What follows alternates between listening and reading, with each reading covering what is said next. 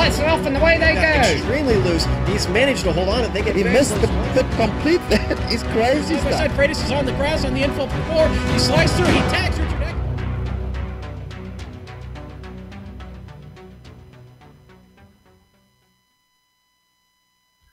We float high in an Italian sky, looking down upon Autodromo Internazionale Enzo Edino Ferrari, which this afternoon plays host to Apex Online Racing's Formula Renault 2.0 Championship. It's round 10 of 12 on the Season 7 calendar, and all the action from both the initial 40-minute feature and the 25-minute sprint that follows can be seen live as it happens here on the Global Sim Racing channel. Ciao everyone, and welcome to GSRC's Countdown to Green, way up in the press box to bring you our Words Eye View is Soup and Crackers. Yours truly, Bill Soup Zahn, joined as always by Sean Crackers Ambrose. Amjad Yaman is our director, armed with cameras, located, aimed, zoomed, and focused by GSRC's camera guru, Dougie Beard. As cyberspace flows into your place over the next 15 streamy award-worthy minutes, GSRC will bring you all the storylines, all the stats and facts you'll need to fully appreciate the doubleheader Formula Renault 2.0 Championship event that will immediately follow. Now, the last time the AOR was at Imola was just last season when Oscar Magnan won the feature and Mark Usher won the sprint. The top active driver there was Jean-Francois Godin. You can see the event totals on screen now. If somebody's going to close the gap to our current points leader, Adam Tierney, they'll want a bigger point total than the 32 earned last season by Magnan. Crackers, whatever points are earned today, they will be just that, earned, because Imola won't give them up easy.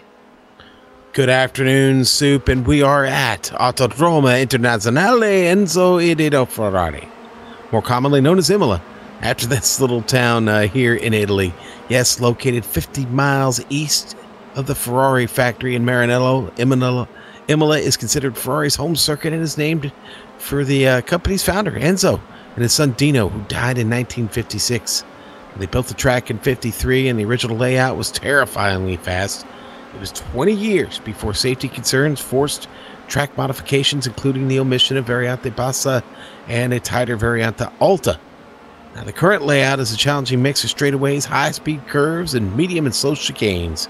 Overtaking will be into Tamburello and Rivazza 1, while braver men can pass at Tosa and Variante Alta.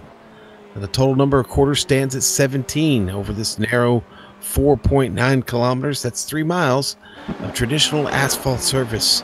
Now, the stage for many a great moment for many, Imola will forever be remembered for the weekend in '94 when Roland Ratzenberger and triple world champion Ayrton Senna both lost their lives here. Since our drivers this afternoon are only sim racing, the only injury risk is, of course, a bruised ego. But to get a better idea of what Imola is like, how about we go on board the GSRC Formula Renault 2.0 for a lap around Imola. All right, we've got Amjad Yaman in the GSRC Formula Renault 2.0, so let's do a lap around Imola. You're going to try and straight line the pit straight as much as you can with how it weaves. Then, at the end, line up to the right and be very careful not to dip your tires into the grass. It won't be uncommon to see drivers go spinning into the gravel because of that. Don't drift all the way out after the second apex of Tamburello so that you won't have to lift while rounding the final left kink. From there, we've got a bit of a rest before Villeneuve. The first part of this chicane is very inviting and fast, but don't let it lure you into an entry that's too hot. Try to line yourself up for the second part to keep someone from pipping you into Tosa. Speaking of which, this uphill hairpin is tougher than it looks. The low speeds mean the downforce of the car won't help your traction, so it'll take a light right foot getting to the power. Now we charge uphill towards Piratella. You've got a very blind crest, but with all the downforce of the Renault, it's no problem. The deceiving thing about this turn is that the car wants to understeer, so a lot of drivers will wind up missing the apex thinking they can carry more speed. However, now you got to set up for Acqua Minerale. The first part is a quick flick and you'll be braking as you're round it. Then, try not to lock the brakes as you try to turn into the second apex. If you drift wide, it'll be bad news because iRacing will give you a slowdown penalty for taking too much liberty with the exit. Since we're coming up to the Alta chicane, that'll be extra bad news since it'll give your opponent a chance to overtake. Once again, don't get too greedy on the exit of the corner because otherwise you'll be told to give the time back. Now, we'll finally come back downhill for good as the track weaves back and forth one more time.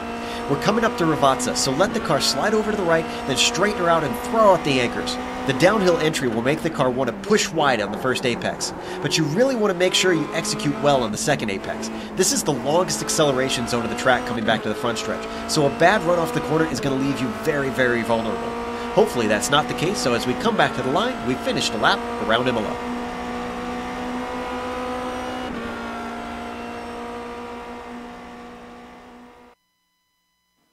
Amjad Yaman on the wheel, Joe Peak on the mic, taking us around Imola. Now let's take a quick look at who was the big points earner last time from Sebring. Flying Frenchman Jean-Francois Godin went second in the feature and fourth in the sprint to win the day. Point leader Adam Tierney for Formula Mini won the feature, his third win of the season, to finish a point behind the leader. At the rate of 1 point a race, Godin will catch Tierney in January of 2021. A pair of SimRC Prime drivers are next in the form of Renee Osterkamp and Patrick Kessler. Kessler is a Tier 2 driver, as is Ty McLeod, who picked up the Sebring sprint win. So how did that affect the points championship? And keep in mind that these are raw totals that do not, I repeat, do not take into account the drop races. Tierney's gap to Aperture's Phil Reed increased from 68 to 104 points. The Season 1 champ, Godin, moved up to third, but Season 7 ends in 3 races, well before the previously mentioned 2021 January date. Tim Birdie did not start at Sebring, so without the magic of drop events considered, the SimRC B driver falls to 4th. Season 5 champ Christian DeCatch sits 5th for Red Devil Racing. Going to the Tier 2 championship, Force Fishy shuffles its 2 drivers. Evan Retreat Emery now sits on top, ahead of the Orange Viking Kmart, Knut Martinson. We talked about McLeod and Kessler having big days at Sebring. APEC Racing UK Scott Newton holds station in 5th. Finally, to the team championship, where not a lot of movement here. Formula Mini, Aperture, and Force Fishy all hold station. Osterkamp and Kessler went 3rd and 4th in the points at Sebring. That allowed SimRC Prime to swap spots with Red Devil Racing. The Flying Frenchman, Godin and Enric Andre, hang on to that left side of the overlay. Incline Racing, Blackadder, SimRC B, and Equip Normandy round out the graphic. Now, because AOR is always picking up new viewers, for those joining us for the first time, shame on you. Here's Crackers with the series and race details. Yes, sir. Season 7 underway here. This is round 10 of 12. The drivers do get 2 drops this season. That's 2 races per event, the sprint and the feature race. So you get 2 of those over this 12 rounds here. Now the setup, carefully prepared by these drivers individually and their teams. Question today is how much downforce or how little downforce have you dialed in to this set? You got to be freaky fast here at Imola. Now the weather today, Soup, listen, it's blazing hot on track. It's 110 degrees Fahrenheit on track. It's a clear day outside, 82 degrees. It's going to be it's going to be a little slick when we get things wound up here. Now the feature race today is 40 minutes. The feature races are always 40 minutes. The starting grid is determined by qualifying that's going on right now. That sees Josh Thompson at the end of 1 lap at the top of the 141.6. Now, pit stops today, you are going to need at least 1. You don't have enough fuel in the tank to get through this race over 40 minutes. So, generally, we see that happen somewhere past the halfway point, Soup. 16x incident cap today. Boy, that could be a factor if you're not careful in the chicanes. There's definitely a lot of off tracks to be picked up here at Imola. A lot of places where it can be a problem. Ravazza 1 and 2, easy to pick them up there, so I have to be careful. Fast repairs, no, you don't get them super. We've got to run what you brung and finish the race with it, and the points will pay standard back to 20th place. And then, well, as we'll talk about shortly, the sprint race will be determined. That qualifying order, of course, will be determined by how everybody finishes here in the feature race, Soup. Looking at Sarah Dove, who had her best AOR result last time out with the second in the sprint race, putting in her qualifying time. Josh Thompson up on top of your qualifying. He's been fast all season. Came on to the series last season, made a nice impression, but boy, he has really been good in Season 7. You see that our points leader, Adam Tierney, sits in second. Keep an eye there on Christoph Holstein and Manuel Hoyer as they sit third and fourth. Go ahead, Sean. Thompson just got that second lap in, Soup, and it was a 1:41.3. Fastest lap of qualifying right now, and I still have a lot of drivers on track here that with a chance to turn in a better second lap. Ty McLeod was one of them. His second lap gets him up to fourth on the qualifying pole right now with a 1:42.1. Look at that Tier 2 driver getting up there inside the top 5 in qualifying. Well, Sean, being fast in qualifying is all well and good, but your race can end if you damage your car. So often that happens here on the curbing where you damage it, you have to take a longer pit stop. How are the curbs here at Imola? Are they forgiving or are they mean? You know what? Actually, surprisingly enough, not too bad here at Imola. There are a couple of spots where you will find trouble. Maybe down in Aqua Minerale, there is some high curbing off to the right. And if you get on top of that, you can cause some wing damage. Ravazza 1 and 2 are pretty stable. Again, just only a couple places where you can really mess it up here on the curbing itself. A couple of spots where you're actually going to use a little bit of that curbing for grip running out off the track. Ravazza 1 and Ravazza 2. Some of that area there where you can get out just a little bit past the curbing and use some of the green turf there, if you will, for some much needed control of the car getting off the exit of these turns. You know, if you've ever heard a broadcast that I've done from Zolder, you know I'm not a big fan of chicanes, but here at Imola, Sean, a lot of chicanes, but they don't quite seem as annoying. No, that's not so much, Soup. I mean, Tamburello is challenging, but in this car you can actually take Tamburello in about fourth gear, and so it's a rather high speed chicane in the Formula Renault 2.0. Villeneuve, it pretty much that's to turn 5 and 6. That's trouble in just about any car, really. If you miss the entry on that one, as long as you get the entry right, it's not too bad. And then, of course, Aqua Minerale, Variante Alta. That one, it's a very, very slow right-hander, quick back to the left. The problem there is getting the grip down. You get to the throttle a little bit too early there, and that's the ender for you. You'll loop the car, but pretty much the chicanes here not so bad. You see.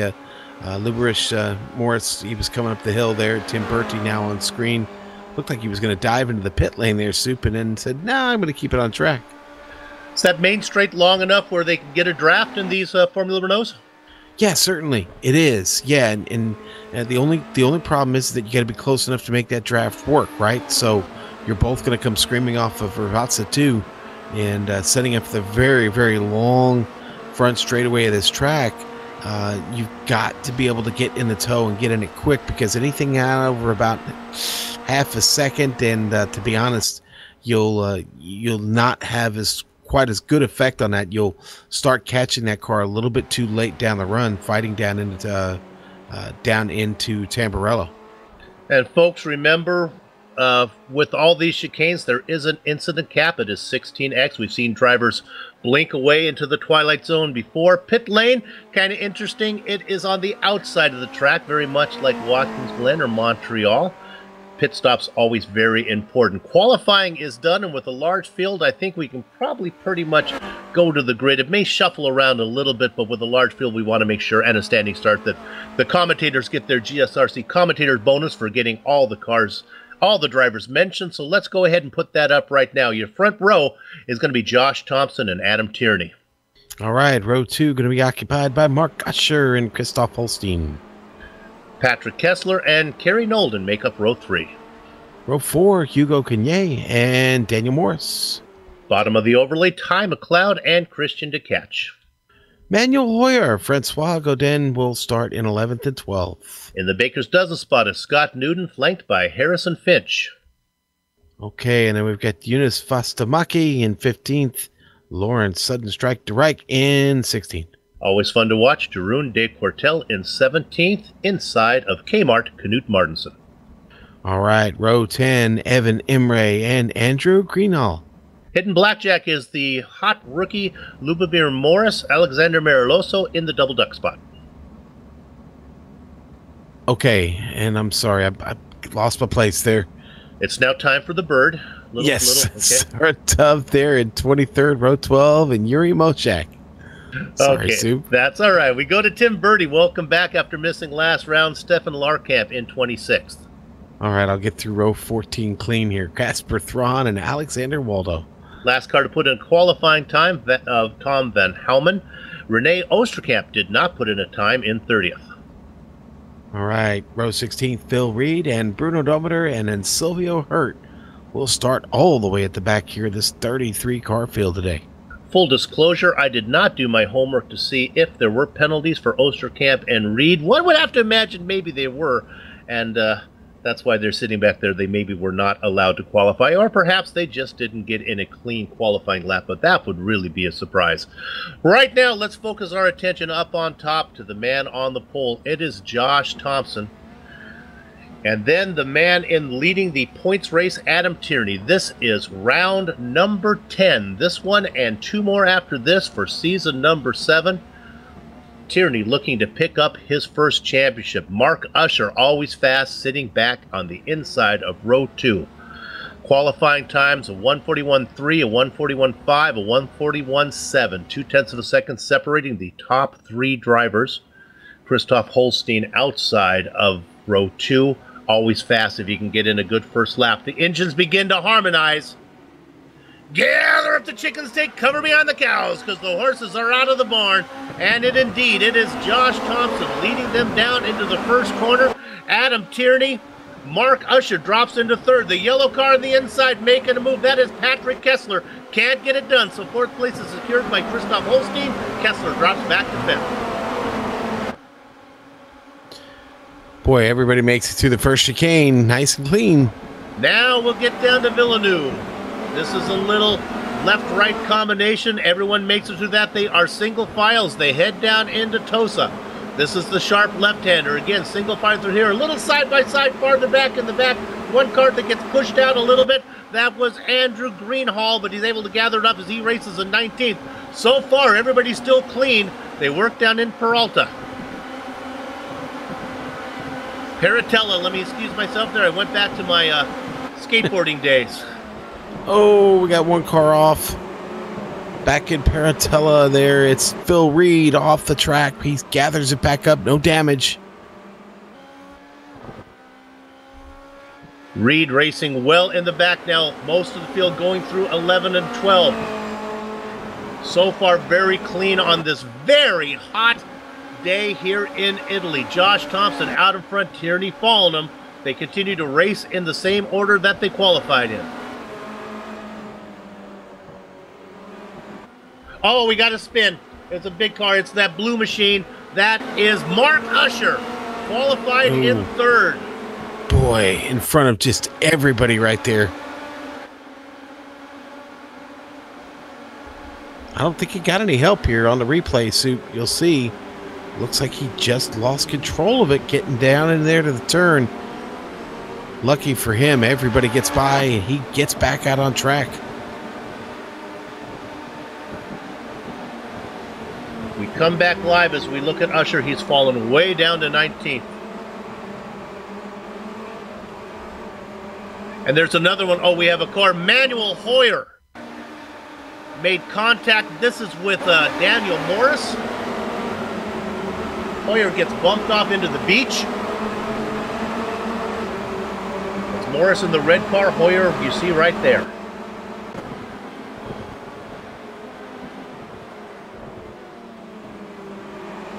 And we talked about some of the guys having early problems. Well, there's another one. Manuel Hoyer and Mark Usher, both good qualifiers, both finding trouble early. Vastamaki putting a lot of pressure on Finch back here for 12th. Vastamaki got his own trouble, but DeRike in the mirror. Right off the back of Harrison's car, looking back at Jonas. You see the beautiful tree-lined course here at Imola.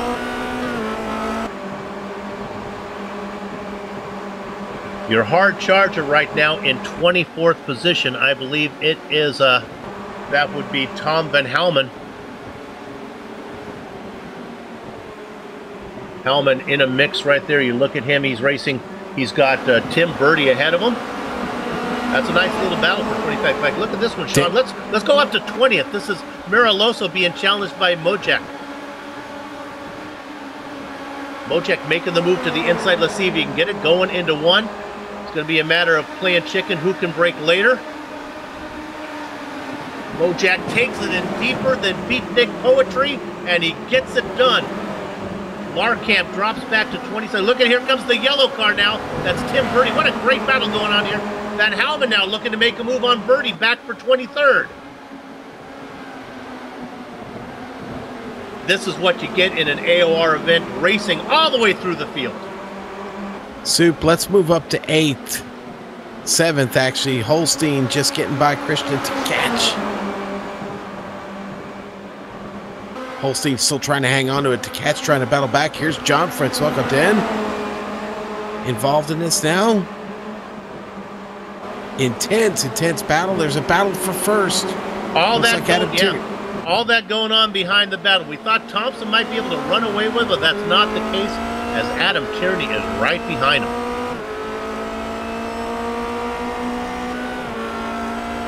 Tierney also trying to score points for his team as he races for Formula Mini.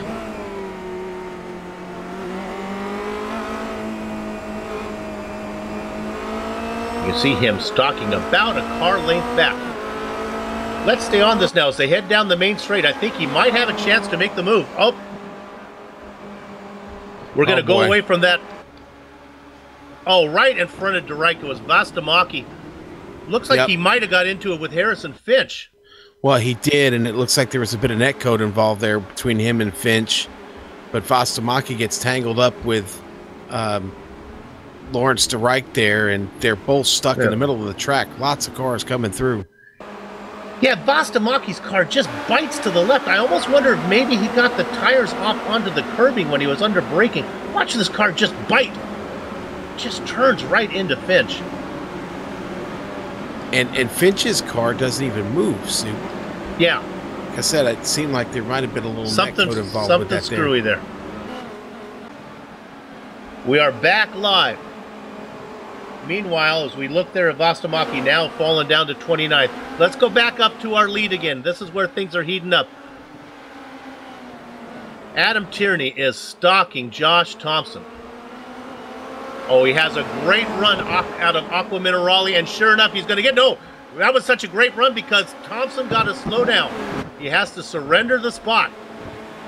Looks like he has paid the price now, and he falls back in about a car length back. Let's stay on it because I think Thompson, if you can get a good run, Sean, you talked about it through Rivasa. That's 2 corners, 14 and 15 for me. That's how I really think of it. Yeah. They come through here. Then they get the run down the main straight. I can report that Vastamaki has had another problem from way back. He's nosed the car into the wall. Don't need to go to it, but his day is done. Ooh, Tierney with a good run, though. Not going to have Thompson, not going to have anything for him.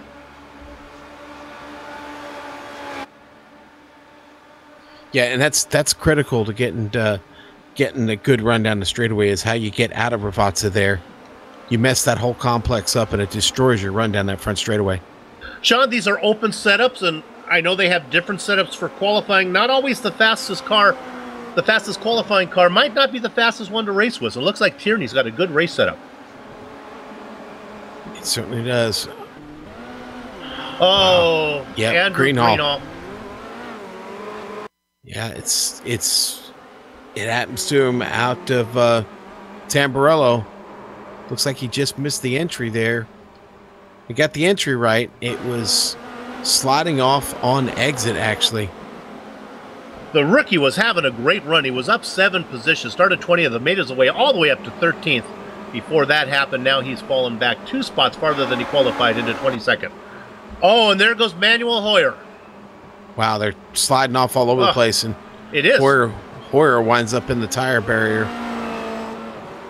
You talked about the temperature, Sean. I gotta think that the track is slick, and yeah, Manuel Hoyer knows better than that. He is his day is pouring salt in the wound. It goes from bad to worse. Yeah, that tough left-hander there at Tosa. You know, sometimes you just you never seem to get the wheels back under you. Oh no! And there goes. That's Mojak in a spin right in front. Collects Sarah Dove goes for a tumble. And Mojak makes the classic mistake of putting too much power to the wheels when he was out there on the turf. Car shot back to the left and across the track. We got another incident. Knut Martinsen actually just made contact there. No, I'm sorry. That was at the beginning of that. My bad. I don't mean to stereotype by gender. You won't find a sweeter person than Sarah Dove, but she's got a... that can't sit well for her. That's a tough one. Yeah. You hate when people... But sometimes when you're off track, you just got to try to limit the damage. Now, a battle I've been looking at is for 8th position. This is Jean-Francois Godin. Let's go there quickly. This is Hugo Quignet in that mix. It's a nice 3-car battle. Scott Newton right there. They are nose to tail, 8th, 9th, and 10th. And it looks like Quignet is really being pressured by Newton as Godin starts to drive away. He certainly does. And Christian Tkach looking to be his next victim here, Sue. They've both moved up through the field together, actually. Godin is up 4 spots, Christian up 3. And steadily climbing the ladder here as now we're under 30 minutes to go. Here comes Quignet looking for a way around Newton. Newton trying to make that car wide. Let's stay on this one if the drivers will cooperate. They go through 14 and 15. Let's see what kind of drive Quignet can get off of 15. Now he'll get the power down. Oh, a great exit, though, from Newton. You can see him start to distance himself. Again, Sean, you talk about setups. Low downforce, light downforce, or high downforce. Maybe some cars might be better in the corner. Some cars might be better down the straight. Yeah, Soup, it's a real pick-your-poison type of thing. You want to be fast, but you also want to have control in these chicanes. You want to be able to turn the car. Yeah, where do you fall? It goes down to driving style, and of course brake bias, another one of those things that you can adjust. That can be just as important how you get through turns. Phil Reed with trouble. He got together once and he got together twice. That's with the blue car there of Andrew Greenhall. Yeah, and Greenhall's going to have damage because of that wing damage. Jeez. And then Luber. Oh, and then there's the replay. And then if we stay on it, we can stay on it with Greenhall. And they're still wrecking. Yeah, stay on Greenhall. He gets into Howman and Morris. Watch Greenhall as he comes back. We're looking for Greenhall. We found him. Here we go. Now this is after the incident with Reed. He is. And now he blinks away. I don't know if he took the toe. That's why we had a hard time finding him, because he wasn't on the track anymore. Sean, sometimes we get clean ones, sometimes we get a mess. I have to think it's a little combination of the track being tricky and the weather being so hot. Yeah, the 110 degrees on track not helping this situation at all. If you are from a metric country, which is probably most of the globe, 110 degrees Fahrenheit, that's hot. Let's go back to 6 real quick. We look at our leaders. You can see them right at the back of the screen. Here they come. This is a battle. This is Tkach. We haven't heard much from him. Holstein and Godin. Godin had slowly but surely worked his way through the field. Started 12th, up 4 spots, and now he's got Holstein and Tkach in front of him. Godin in the French-colored car there of the blue, white, and red. In America, it's red, white, and blue. I'm not sure of the order from France. Maybe somebody in the YouTube chat can tell me the order that the French say their colors, but right now, the order that Godin would like to be is one more spot up as he tries to make a move on Holstein. Boy, he is all over him now as they go into Aqua Minerale. This is the right-hander.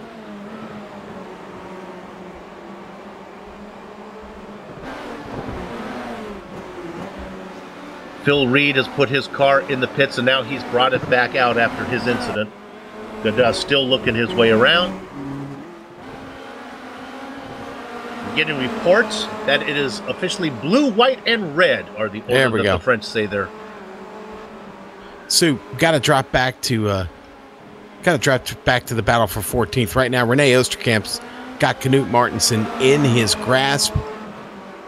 And really got up under the wing, into the gearbox here, Martensen.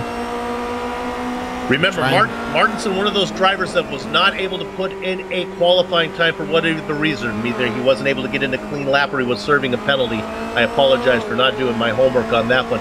But yeah, Knut's got his handful. Knut having a great season for Force Fissy. Has that team sitting third in the points right now, but here comes the car of Oosterkamp. He's going to get that one done easily down into corner number 1. Yeah, Oosterkamp actually under a qualifying ban, Soup. There you go. That. Yep. Yeah, that makes sense. That's how they enforce penalties here. If you're a little naughty, they don't really like to take too many points away. They just won't let you qualify, and you got to start from the back of the grid.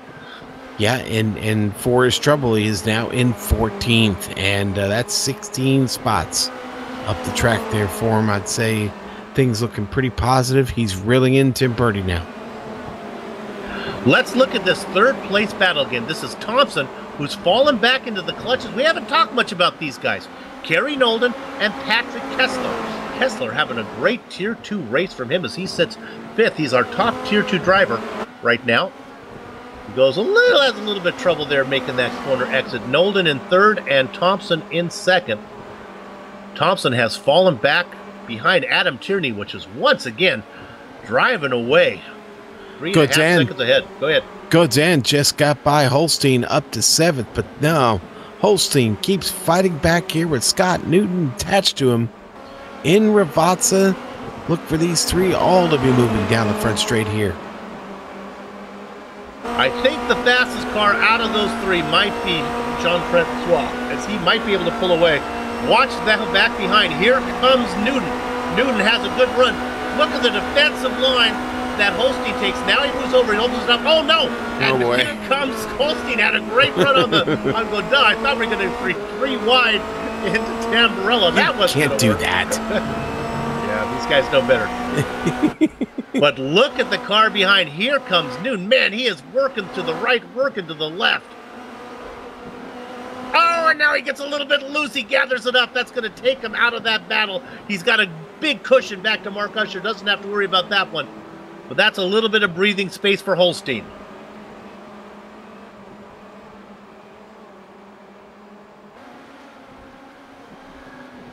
Well, that goes on. We don't need to go there. The battle for second remains the same order. Thompson, Nolden, and Kessler.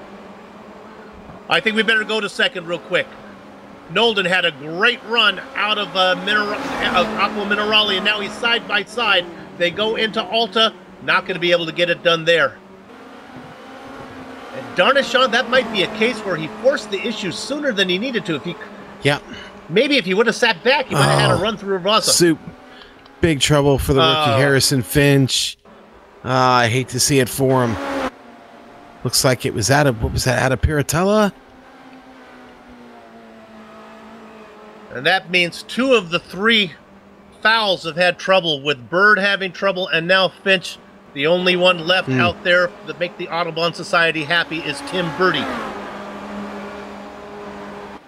It's I'm going to say it's Dub and... All right, let's go through this one more time. Finish my joke. Dub and Finch having trouble. Tim Birdie, B-E-R-T-Y, still racing. Soup. B-E-R-T-Y, Tim T-T-I. There we go. Tim Birdie. All that's going on. Meanwhile, let's look at Kerry Nolden, who makes the pass finally on Thompson. And it's not the only pass, Soup. It's Holstein getting back by Godin again. And what it's done is actually it's allowed to catch to kind of get away a little bit. He's opened us up to about a second almost.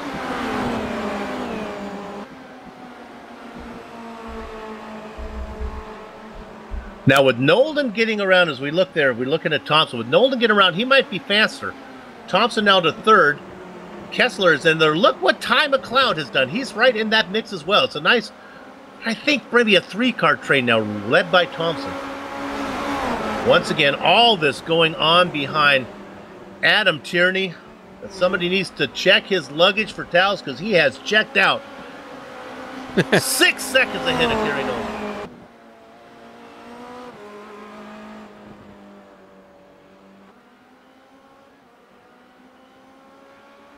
There's our leader. This track has started to punish some of these guys, and the battles have spread out just a bit, Soup. It's so easy to overdrive this track because of the long straightaways. You tend to maybe get into the turns. The chicane is just a bit hot. It always costs you time. Christian Tkach making his first pit stop. His first. His only, hopefully. Such a long pit lane, Soup. Very long one. He had been making progress. He qualified in 10th spot and worked his way up. Let me correct myself on that. No, qualified in 10th. Yeah, worked his way up a bit in the stop now. Now we see Kmart coming in as well. Looking at Kessler. Uh-oh, Kessler being challenged. Here he comes. This is Ty McLeod. Mm-hmm. That's a pair of Tier 2 drivers going at it. McLeod wants the big points for Tier 2, and he gets it. Moves up 4th overall, 1st in class. McLeod ahead of Kessler.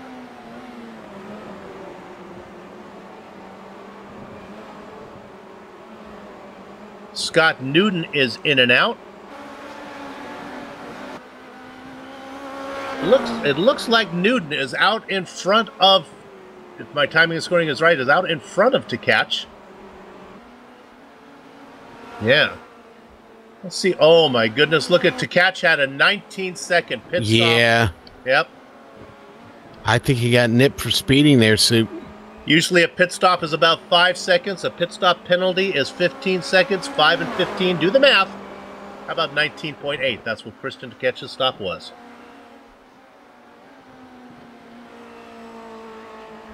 Sean, no way, with the competition being so evenly matched here in the AOR Formula Renault 2.0 Championship, no way to overcome a 15-second pit stop penalty.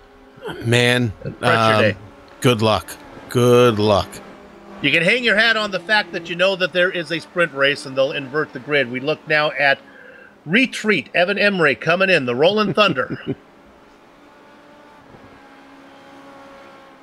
Having a great season for Force Fishy. Teamed up with Knut Martinson. The Rolling Thunder and Kmart have that team sitting 3rd in the points.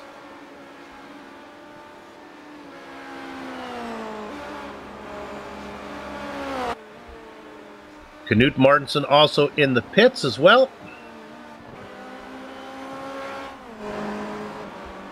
And now he is out. There he goes. Evan Imre's out from his stop. Scott Newton still the leader of all the cars who've pitted, racing in 17th. 16 drivers ahead of him still to yet to stop.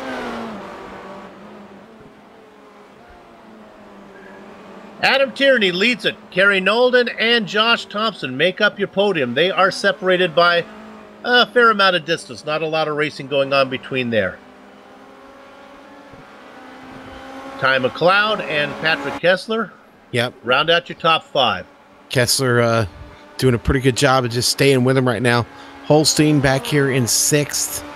Jean-Francois Godin holding on to 7th. Soup hasn't advanced here in a bit. Mark Usher, Godin in this. I think he peeled off here. There he did. Yep. Yep. Here he comes. So Godin peels off. The Flying Frenchman. The car to keep an eye on is Usher. Remember, he qualified well. Where did he qualify? I think like 3rd? Yes. Then he had that issue. He's working his way back up the field right now. Jean-Francois Godin is away. Super. Very quick pit stop. 4.2 seconds. Usher, of course, coming off a win last season here in the sprint race at this very track. Now, it looks like Thompson is going to get out ahead of Newton. He is back out on the track, so yes, sir, when you pit from third, he cycles out in 12th position right now.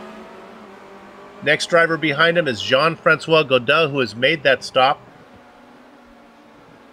That interval between those two drivers, about 6 seconds. That's between Thompson and Godin of the cars who have pitted. Newton makes a pass. Yeah, Newton getting by Godin there. Nice job.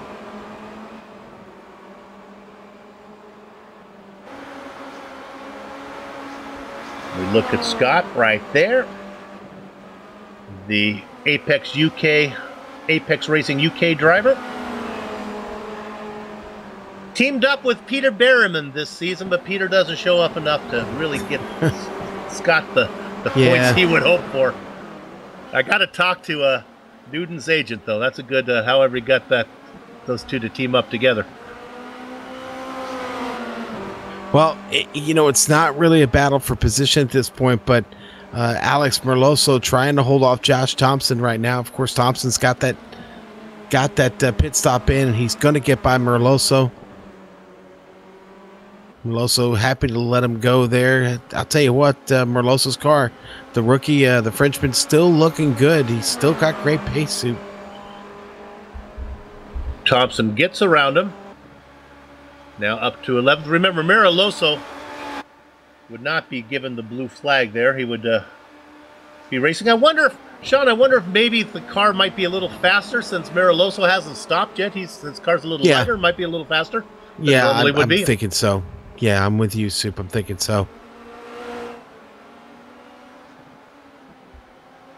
And of course, Merloso in 12th. Thompson, the leader of all the cars who pitted. He came in when he was racing in third.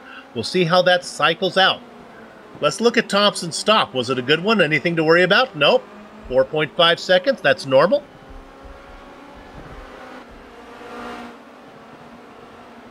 Emre, Quinier, Evan taking that spot. Finally, been working on that for a while. Those two battling. They race behind Christian Tkach in 18th. Tkach, who's already been in for that pit stop. So if Quinier and Quinier's already been in, so is Imre.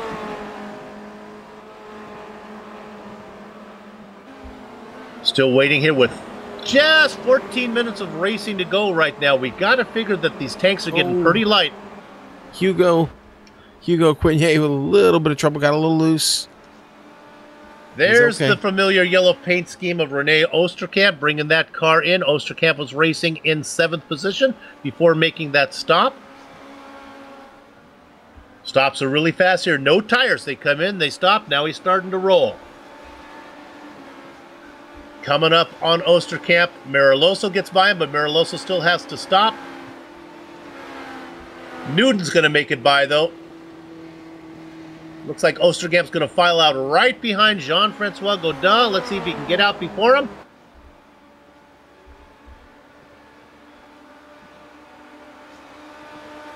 Oosterkamp is out now, and he cycles out. There goes Tkach. So move Oosterkamp back to 17th, Tkach into 18th. But there's still 9, 10, 11, 12, 13, 14 cars ahead of them that still need to pit. Yeah, and our leader, Tierney, is now getting down into Ravazza. Coming out of Ravazza now. We'll see what the leader decides to do here. He's going to keep it out for another lap at least. No traffic ahead of him. He'll just keep racing. Here comes Ty McLeod. McLeod's bringing her in. From third. He's going to be followed. Patrick Kessler going to go with him. The two Tier 2 drivers bring it in.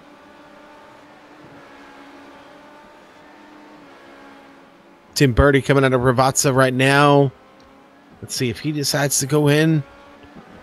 No, he got me there. I thought he was going to go in. He didn't. Now, the guys they were racing with, Josh Thompson just going through Ravassa in 15th. We'll see if Kessler and McLeod can get out first. No, they're rolling. This will be interesting. McLeod is rolling. They've been to their box, right? Boy, it's a long way. Where is Thompson? Here he comes, Thompson just working. There goes Newton. Looking for Thompson. Yeah, and Newton at the exit. Yeah, Thompson just getting into Tamburello right now. Kessler right behind him. McLeod, look at that. Thompson came out right in between those guys. McLeod up into 8th. Thompson in 9th. Kessler in 10th. But they'll probably cycle up to, I would think, 3rd, 4th, and 5th when everybody else makes their stop. Yeah, I think it's a pretty good bet there, Soup. Right now, your top 7 all still waiting for that pit stop. Tom Van Hoyman down there in 13th, Soup. He started in 29th. He still needs a stop as well. Run it till it's dry, Tom. That's right. Adam Tierney coming in for a pit Leader stop. is in. He had almost a 2nd 7 cushion, so what he wants to do, Sean, when you're in this situation, just don't do anything fancy. Just get it in there. If you're a couple seconds slower, that's a price you can afford to pay. Just get it right. Yeah. Absolutely, Soup. Here comes Nolden, Holstein, Usher. Yeah, it's starting to sound like a good idea for all those guys. Tim Birdie just rolling in. Kessler, the car who's pitted, making his way through Ravassa. Here comes Larkamp. Larkamp is in. That's the last of all the leaders up front. Ty McLeod coming by now. Tierney is out. Here comes Kessler. Now Kessler, or McLeod, actually McLeod comes out in 3rd. Yep. He's going to get around everybody. So McLeod, it is Thompson, it is Kessler. Then coming out is Holstein. He cycles out in 6th. Usher in 7th. Newton in 8th.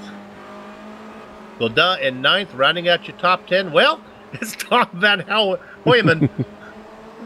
Tom, I didn't really mean to run it till it's dry.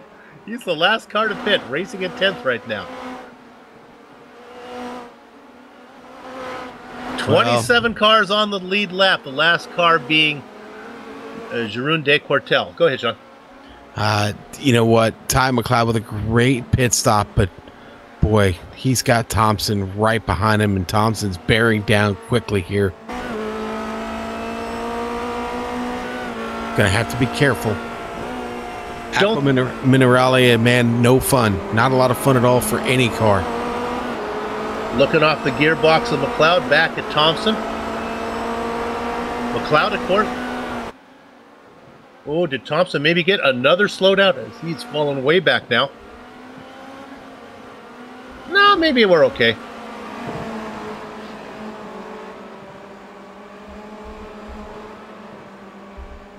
That is McLeod, and yes, look at that. Oh, let me correct myself there. Kessler was able to get around Thompson, and he did. Yeah, I think Thompson picked up another slowdown. I think he picked one up there earlier, and now he's fallen back into the clutches of the blue car of Christoph Holstein. And then you can see at the very back of your screen there, a little 2-car battle between Usher and Newton. Here comes Tom Van Hoyman finally coming in. Here he goes. Spot. He made it. Yay. Cinderella. There is a curfew for Cinderella. That's what my dad used to say when someone would do that. And that's going to get Osterkamp by and Christian to catch. Here they come. Uh-oh. Trouble for Christoph Holstein, Soup. Oh, it looks like, boy, not only was he off, he punted Thompson. They both go off. Watch this. Hello. And then they both take a trip to the beach. Someone hadn't decided they wanted to break quite yet. My guess is Thompson probably came out of that one better than Holstein really punted him, and he's fallen way back to 17th. Well, look, something must be going on there, Soup. That car is stopped for a reason. Wonder if he's having some sort of technical failure right now. Maybe he lost a monitor or something. And maybe that would explain the late braking that went on there. He has brought the car back out. He's got it fixed. Oh, now he's towed to the pits. Well, that's something I'm going to remember next time I make a mistake on track. I'm gonna play possum and pretend like I had a technical issue. Get myself off the hook. Oh, Soup, don't be starting trouble. Right? Don't start any trouble, Soup. Battle for 10th is still heating up here. Osterkamp to catch. Osterkamp. Go ahead, Soup. A couple veterans. Osterkamp in the yellow to catch in the red car. Remember, Osterkamp has had that great run through the field. Wasn't able to qualify. Here comes Christian to catch on the inside. Osterkamp not playing defense. Is going to surrender it. I think Renee knows I'm fast enough. I'll let you have it this time. I'll give it back to you, and I'll do the same to you next time around. I haven't really confirmed it, but we are hearing that possibly his pedal stuck. Christoph Holstein. Well, there you go. Christian Catch making his way up into the top 10. You see him in those familiar red, black, and white Red Devil colors. And, of course, the Swiss cheese machine.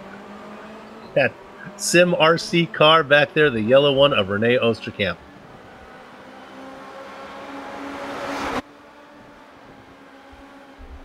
Let's take a quick second to run you through here if the drivers will cooperate with 5 minutes ago. We'll do this real fast. Adam Tierney is our leader. Kerry Nolden racing in second. Nobody around him. Ty McLeod, he's your top tier 2 driver in third. Nobody around him. Again, Patrick Kessler looks comfortable in fourth. Mark Usher, qualified third, had trouble, fell back, has worked his way back up into the top 5. He, within shouting distance of Scott Newton. I don't think anything's going to happen with Newton in 6th. Josh Thompson, after the speeding penalty, has fallen back to 7th. Jean-Francois Godin started 12th, up 4 spots into 8th. Daniel Morris, the Red Devil racer, in 9th position. And his teammate, Christian to catch in 10th, trying to hold off Renault Osterkamp. Let's stay on this 10th place battle. I thought that Renault would take it back next time around. He's a little bit far back. If he's going to have to do it, he's going to have to do it late. Here he comes. Watch the yellow car.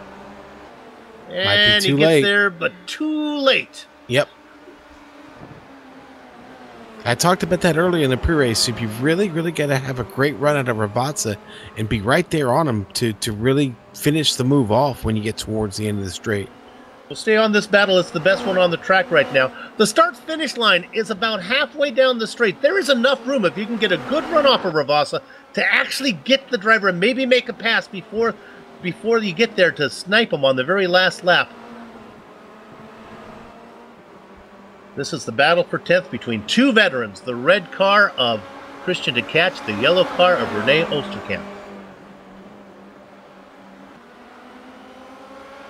Behind them, well, go ahead. I was just going to say, I don't know that 15th is settled either. Larkamp right now, he's done a great job this race to come up all the way through the field like he has, but Knut Martinsen looking for just a little bit more here. You're right, Sean. Those are the 2 battles. And we've heard now that Thompson has had an issue. Oh, looks like he spins it. Looks like he caught some curb going for the first part of the chicane that forced him wide, and then he loops it around. Don't think he's going to lose a position. Yeah, and, behind him, Francois Godin, he messes up the chicane there also. Coming out of Alta, you see him there. He almost got the car all the way around. Now we come back live with just over 3 minutes of racing to go. We look at Godin. I can report that Thompson did stay in 7th, but Morris is right behind him now. So we have another battle to pick up. Godin racing in 9th. All right, here comes Osterkamp. Finally makes the pass on to catch. Was that a situation of just really not when, but if, or when? I don't think so. Watch this now. This is as they go through here. Watch to catch. He's fast. Here he comes back in the red car. Oh, boy. Phil Reed's day just got worse, Soup. Yeah, and the problem is he was still on the lead lap, so if that's going to push him, that's going to really ruin his sprint race possibilities. Down round, stepping into the twilight zone. Oh, yeah, well, there's no coming back from Rod Serling land. 2 minutes of racing to go. Maybe when we come back live, let's go ahead and look at 10th spot. This is the one we've been watching. Oosterkamp and to catch. Oh, I think we just lost another. I think we just lost another one. No, we didn't. That was Godin actually just having a little bit of little blinking interference there. Okay, there's the yellow car. Now watch this here as they come into. They'll be heading down into 14 and 15. And we'll look for the drive off of here. Watch for the red car to make the move. There's Ravasa 1. There's Ravasa 2. What kind of drive can to catch get out of there? Oh, he's a long way back. Let's look at 5th position. Yeah, Usher under threat from Newton here. Newton trying to get him around the outside.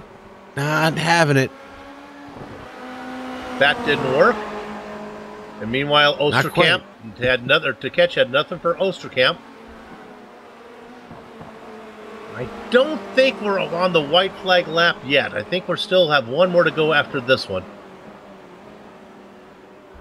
Let's stay on this battle. Look at this. Usher trying really hard here. Newton trying even harder. We look on the roadkill cam, looking ahead at Mark Usher. Scott Newton having a real good race. 13th, up to 6th with visions of getting into the top 5. Probably the best battle on the track right now. Oosterkamp and to catch have cooled off a bit, so let's stay on this one. Yeah, I think you're right, Soup. Newton just giving all the chase right now, and Usher really squirreling. Oh, he loses it and gives it to Newton. Well, man, he wasn't Alta. Alta gets you every time, man. If he didn't give it up there, I think Newton was going to be fast enough out of Ravasa that he was going to get him. Now, this is interesting, though. If Usher can get his wits together now and get a good run out of 15, well, he's about 6 car lengths back. That's probably too far to get to before they get up to Tamburello. Yeah, it is, Soup. The white flag is out, and he's just got too far to go now. So let's go ahead and leave that one, call that one settled. Let's drop back to 10th. We look at Oosterkamp. There's our leader going the way around. Adam Tierney, not only leading in the points, but looking to pick up his 4th win.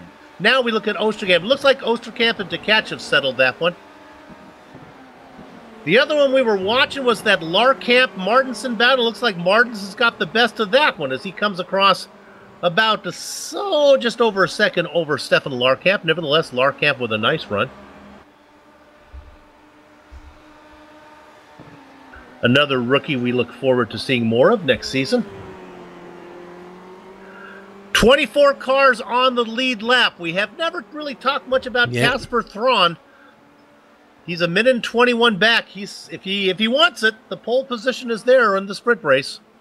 Soup, it's intense on this last lap here. I mean, Daniel Morris is... Jean-Francois Godin is all over him. Josh Thompson... doesn't have this thing wrapped up yet, though. Let's check on Adam Tierney.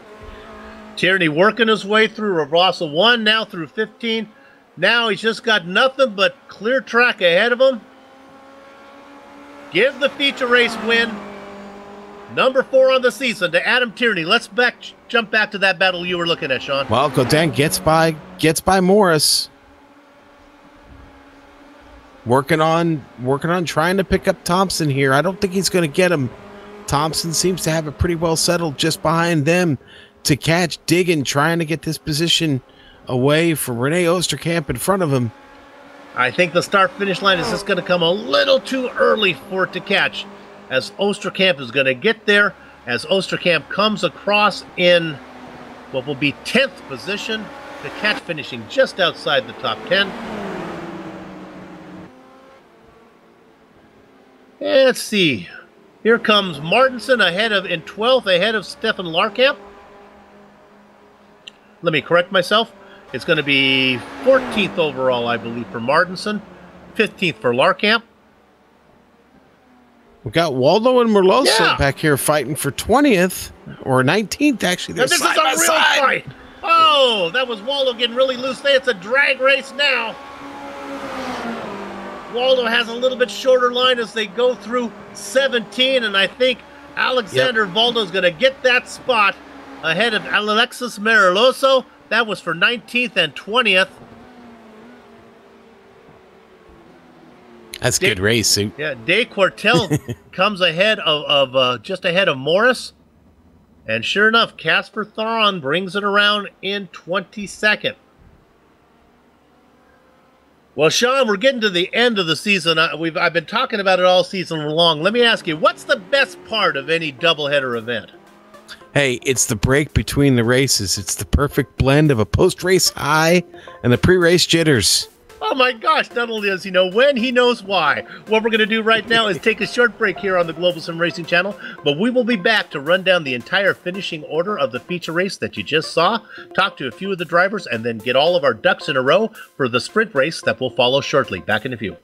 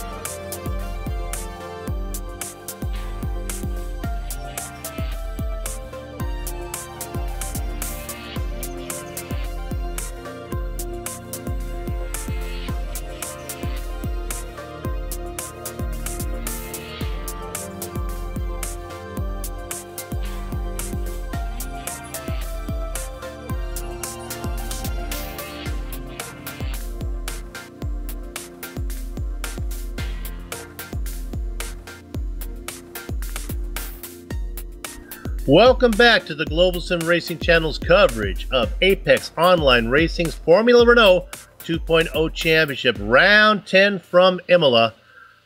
Time to run down the finishing order of the feature race that just concluded. Your winner, he picks up the 4th of the season. This one was, they're never easy. Let's call it comfortable, as he comes home 5.5 seconds ahead of Kerry Nolden. I'm talking about Adam Tierney, your points leader. In third position, Ty McLeod, your top Tier 2 driver, just ahead of Patrick Kessler. As that Tier 2 battle continues to heat up, let's add in Scott Newton, who sits 5th on that chart.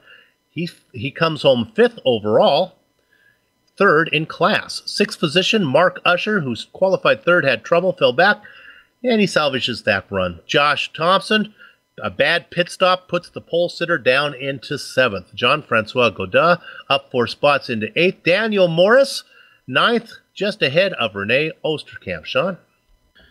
Soup Christian to catch is going to finish 11th. Tim Birdie up 13 spots. He'll finish 12th. Evan Imre, 13th today. Knut Martinson, 14th.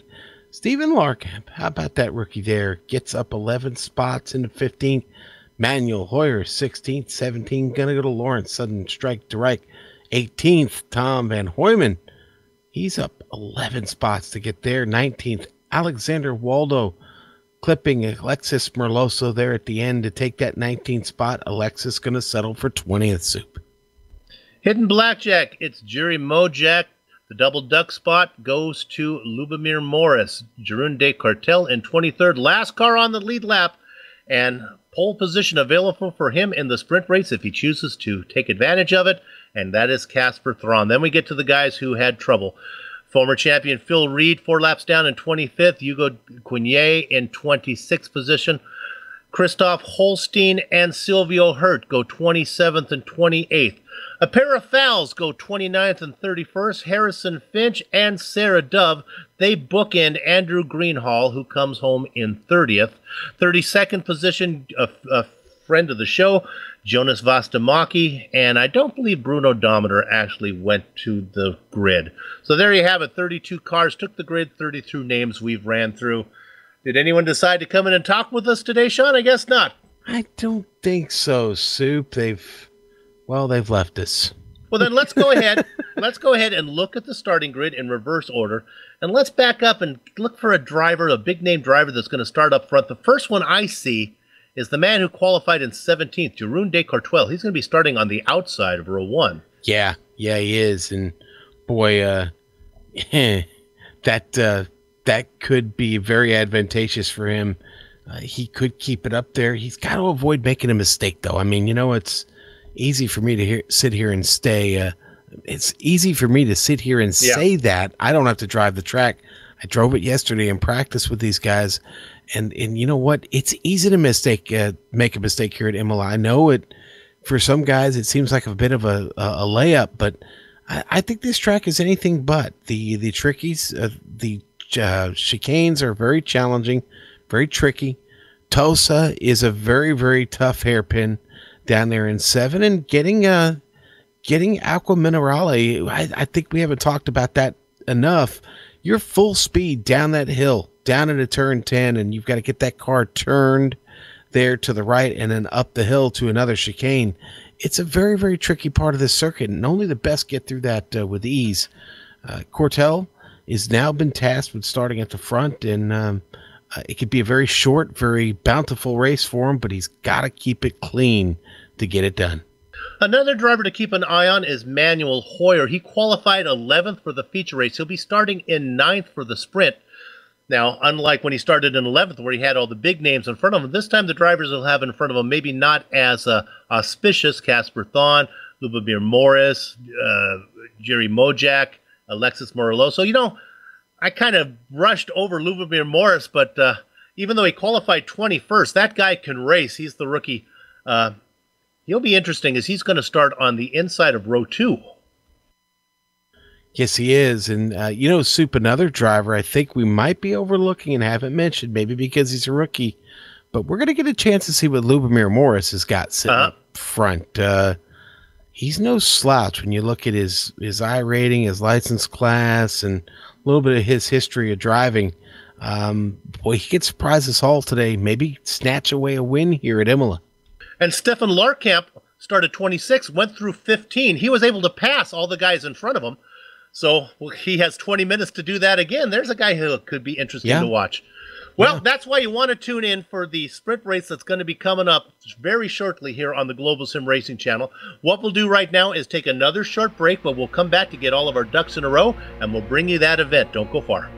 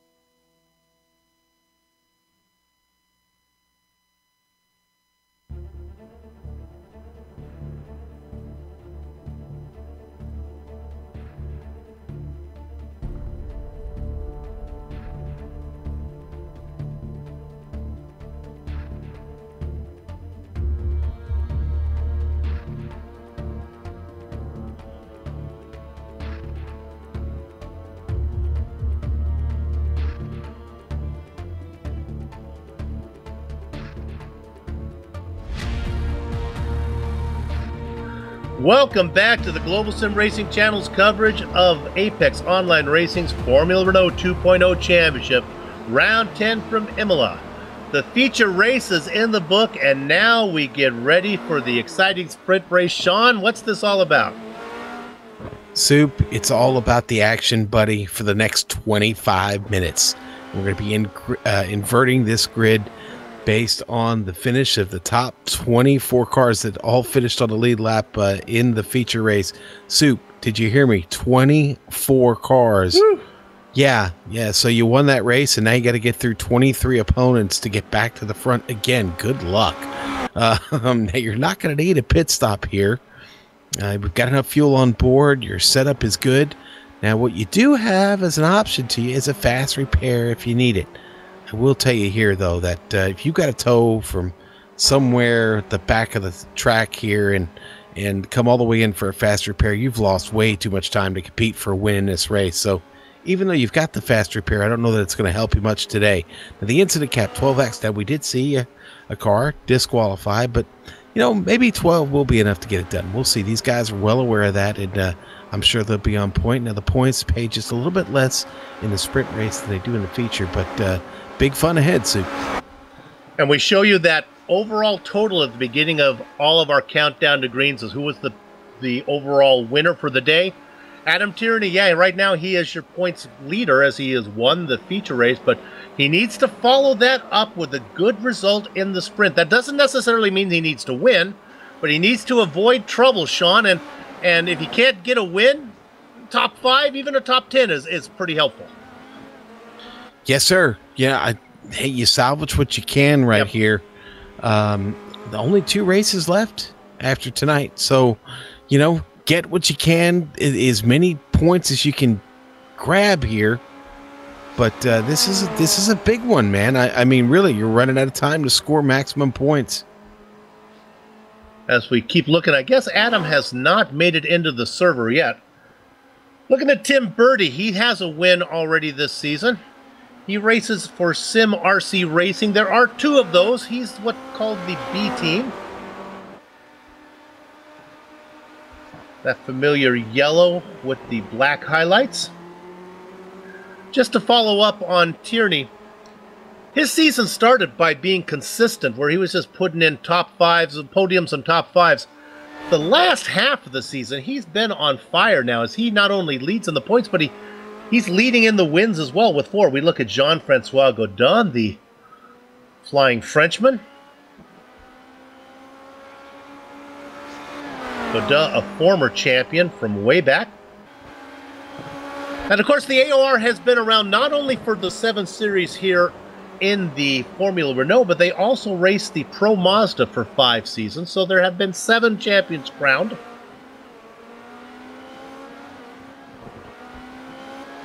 We came on board, I believe, Season 4. We had the pleasure of watching some great racing. Eunice Lavasi, Jeroen the Earthquake. Well, Jeroen Earthquakel. There's Evan Imre. Cool. Yeah, the Earthquake, yeah. Well, we were just learning to do nicknames back then. Nicknames were in their infancy, huh? Yeah. Here's a man with... Evan Imre has a ton of them. Rolling Thunder, Retreat, really tough. We can't figure out which one we're going with. Retread. Yeah, Retread. There you go. You don't see it there, but his middle initials are RT. There's Ty McLeod. Ty's doing really well in the Tier 2 Championship. That's new this season. Gives those drivers a little farther back something to race for.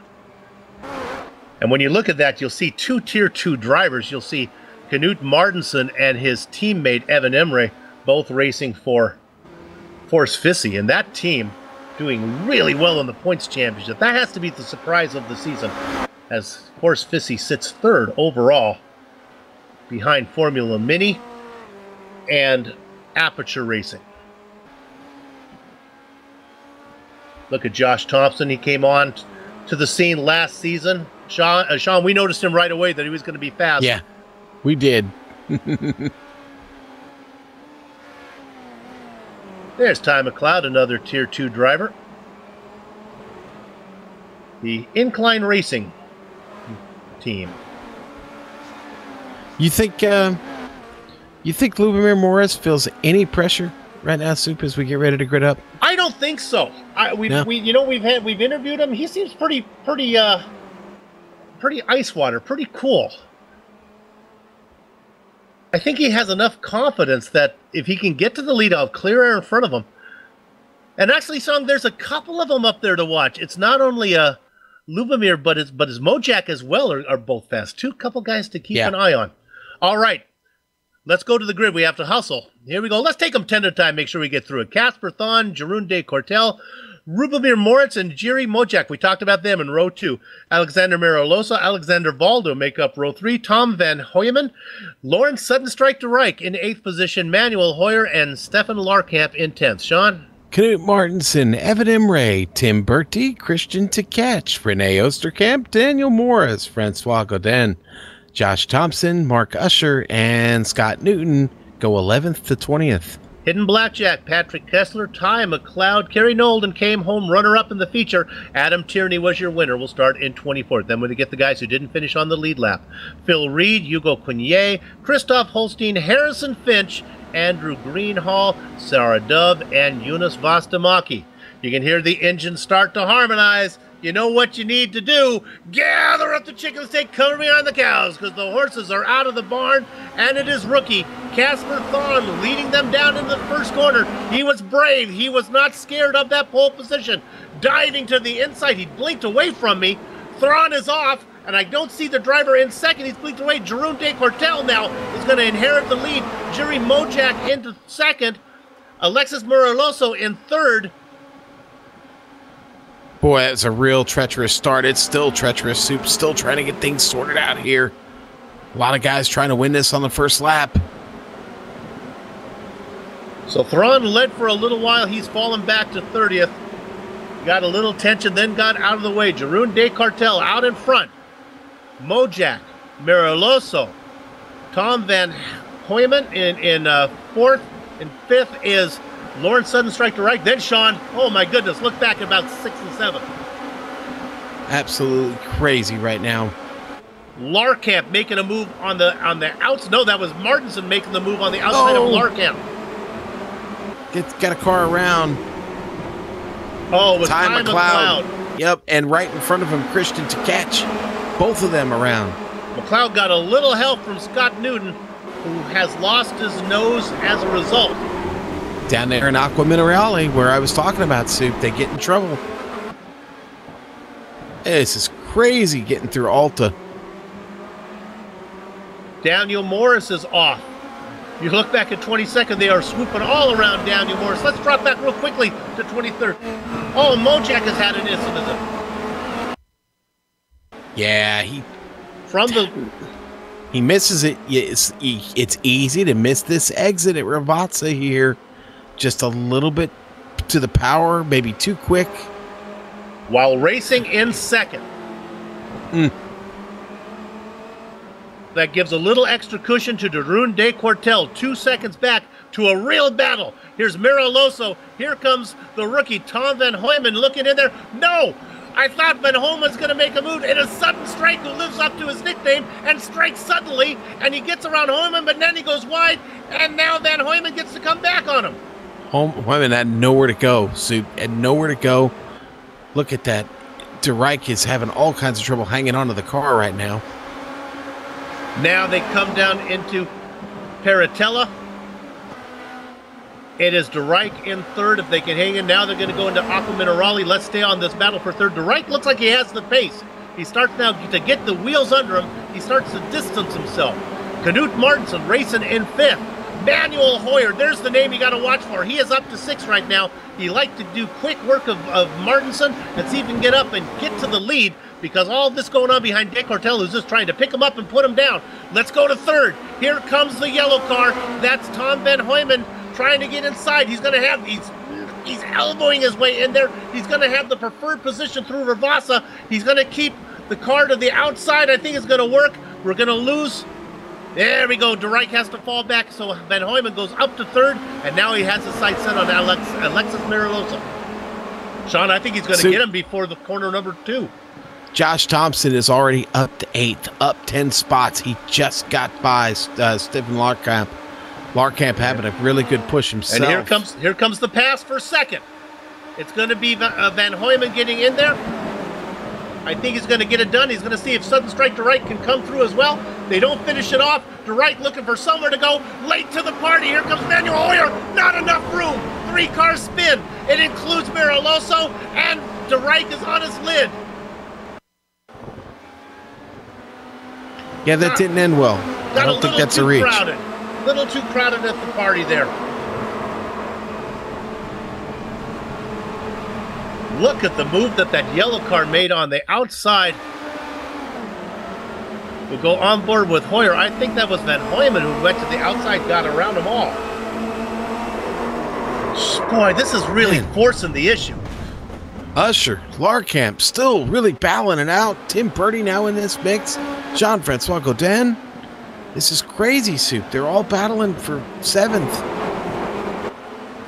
We'll follow that one. Oh, right behind him, that was Osterkamp. He gets loose, and 3 cars are collected, which involves Kerry Nolden and also Greenhall. Wow. More carnage. A lot of people looking at the 25-minute clock, causing them to make moves they probably wouldn't normally make in a sprint race. This has been nuts. You've got Osterkamp and Nolden now off the track. The man who's loving it was actually Jeroen de Cartel. Our timing and scoring showed him in 5th for a while, as 4 cars actually towed back to the pits. Now he's crossed the start-finish line. De Cartel with a 5.3-second lead, but the man that's coming is Josh Thompson. Remember, he qualified on the pole for the feature race. We know he has pace. He's got around Van Helmen, so now he is on his way. 19 minutes to close up 5 seconds. Go ahead. Larkamp and Usher are coming quick too. They just dropped Waldo like he was standing still. Watch out, Knut Martinson. They are coming, buddy. In fact, let's go to 7th right now. This is Waldo trying to hold back Tim Birdie. Birdie going to get this done on the outside of Tosa. Now he's going to do the little dipsy-do, up and under. Nope, not going to do it. He goes a little bit wide.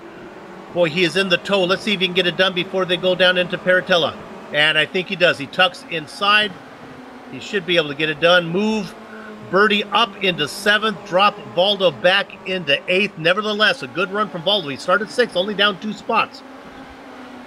Back to the Usher-Larkamp battle. Usher was able to clear Larkamp finally. He is now finding himself in 5th.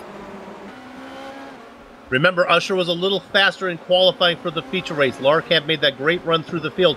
Oh, but there he goes. Usher is loose. And boy, right in front of Larkamp. Did Larkamp get into him? Or did he get woed up? I think Larkamp banged him. I think he got him. That all happened in front of Tim Birdie. Watch the dark blue car. And now you see the pass being made. There goes the yellow car underneath. That is Tim Birdie, makes the pass on Larkamp. Weren't able to get that on the replay, but that's okay. What happened, Usher got loose right in front of Larkamp. Larkamp had to check up. He lost momentum. Birdie gets the pass, moves up into 6th. Usher able to hang on to his spot in 5th. Soup, don't look now, but Jeroen de Cortella is starting to run away with this just a little bit. Thompson was quicker that last lap, but it's still 3.3 seconds. Yeah, I'm looking at my clipboard. I saw it all the way up to 5, so I think Thompson is coming. Oh, boy, Van Hoyman in trouble. Right, oh my goodness, right in front of Lawrence Sudden Strike to Right. Yeah. Watch to Right make move as he turns the car left. He's going to be right in your screen there. There you go. Hope you couldn't see him. He makes the move. We'll go one more time. We'll go on board with Sudden Strike. This is one of the cases where you just hope the car doesn't roll into you. You've picked your spot. Just don't roll back on me, and I'm by.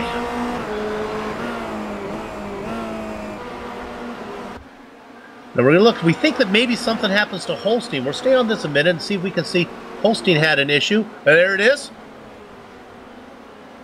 Ooh. Boy, that wasn't good. I missed that here. And that was De Rijk that got into it, and De Rijk has had a spin, and he He continues to spin. Now he's brought it back. That's all going back about 25th, 26th, 27th, 28th. Well Newton. back. Newton, a big tussle here with Van Hoyman. Side by side. Into Ravazza. Now it splits out. Newton going to get the advantage on Hoyman there. Newton up to 12th. And here comes your points leader and feature race winner, Adam Tierney, looking to get around Van Hoyman as well as they head down into one. I think Tierney's going to get this done easily. He takes the car in there. Van Hoyman's not going to force the issue. The problem is Tierney has nowhere to go as he runs up on the back of Newton, and he couldn't finish the deal. That puts Van Hoyman, who tried to let him by. Now they go side by side. They bang a little bit, and sure enough, it couldn't be done. Tierney loses ground. That brings in Cugnier into the mix, and the yellow car, the green car. Here comes Finch. Finch looking in there. Now up in front. At his Cugnier, he backs out. Finch almost gets into the back of Cugnier. Tierney has to settle for 12th. Tierney had the pass made on Van Hoyman, but there was just nowhere for him to go as he ran into the back of sudden strike to right. They'll have to wait and try it one more time. All this going on behind the leaders. That gap continues to close. It's now 2 seconds. Jeroen de Cortel back to Thompson. Go ahead, Sean. Soup battle for 4th. Usher trying to take this away from Knut Martinson. I'm sorry, that's the battle for 3rd. My bad. Well, it's the battle for 4th as well. Tim Birdie is there. Yeah, Tim Birdie is there. Yeah, I know. They go into Alta. Oh, this is all going to shake out here in a minute. Let's see if we can stay on this one as they come up to Ravazza. This is going to get exciting. We may see 3 wide again down into 2, 3, and 4. That's Usher in the blue car going wide. No need to do it there. That's only going to hurt your corner exit out of 15 and make it easier for the car behind, and it doesn't work. And sure enough, Usher runs into trouble, and that opens the door for Tim Birdie. Not going to happen. Now, getting out of the way as Knut Martinson says, I don't want any of this. Martinson gets passed on the left side by Usher, gets passed on the right side by Birdie. Well, at least I think so. Birdie trying to get it down. Martinson not surrendering that depth. Boy, that Force Fizzy car has some great straight line speed. Usher now trying to block a little bit as Martinson comes right up on the back of Usher, and they get that sorted out. Not able to make the pass was Birdie, but that also brings in the miss. How about this? Don't forget rookie Stefan Larkup now running in 6th. Boy, Scott Newton just picked up a pass down into Tamburello. Got under Tom Van Hoyman to do it. That brings Tierney up to 11, 13 spots. He's advanced. Racing all around. We ride on board with the roadkill cam of Scott Newton, looking up at Alexander Valdo. Action everywhere. Meanwhile, let's go ahead. Valdo now gets past as Martin Newton able to make the move. He moves up into 9th. Valdo drops back into 10th. Qualified 6th. Has only lost 4 spots. Now we go back to our leader. The gap continues to close, and my God, the gap is gone now. Added is half a second. We'll stay on this one as I think it's going to be pretty quick. They work through Ravazza. Let's see what type of line De Cortel takes here. Is it going to be defensive? Now, don't be fooled, because the angle of the racetrack, the racing line swings over to the left. That's just the normal racing line for De Cortel. You'll see him do that. And now we'll see what type of line he takes here. Is he going to bring it across, protect the left side? Nope. He stays out there, but Thompson too far back to make the move there. There is no hurry for Josh. He can wait. He's got 11 seconds between him and the driver in 3rd. He doesn't need to force this. He can do it at the perfect time. They come up into Villeneuve. This is the left-right chicane. We ride on board with Josh Thompson, the pole sitter for the feature race. He started back in 23rd position, I believe. Let me correct myself. For this one, started 18th. Now they go into Paratella. Heading into Aqua Minerale. This will be the right-hander. Again, I think Thompson is just waiting. Oh, boy. I'm watching the battle 4th on back, Soup. It's just a truly train of cars right now. Knut Martinson is still trying to figure out how to get around Tim Birdie. Our director cuts, but we're still on it. Here we're on the... Now we're looking at De Cortel there. They are really close. Here comes the pass for lead. Don't need to do it here. This is the same mistake that Usher made. He's going to try to do it on the outside of Ravassa. I don't understand this strategy.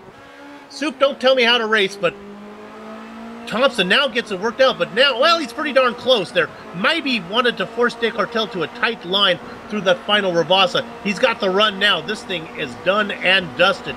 Here comes your Josh Thompson.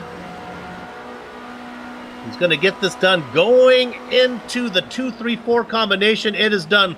Move up to the lead. Josh Thompson. Drop Descartes back to second. Let's go ahead, Sean. Look what you're looking at now. Well, Tim Birdie has gotten away a little bit. Martinson under threat here, though, from Larkamp as they head down into Tamburello. There you can Not see the spot to make a move. You can see Martinson take that defensive line. He left enough room for Larkamp to go to the inside, but it would be really tight. Larkamp decided, well, I'll try on the outside. Didn't get it to work. Now they come down into Villeneuve. We'll stay on this one a little bit. The third, fourth, and fifth cars in line. That's Vastamaki back there. Newton in the red car. Sorry, Newton in the white car. That's Vastamaki. Almost gets into it with Newton. The yellow car is Evan Imre. I apologize if I have my citrus colors wrong. Let's call it citrus. Look at this. Here comes a move from Newton. Soup.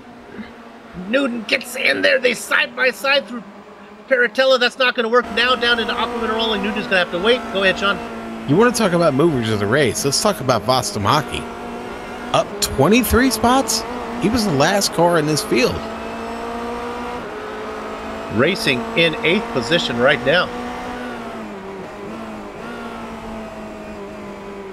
Tim Birdie leads this train, but I think he's long gone in 4th. Knut Martinson in 5th, trying to hold off Larkamp.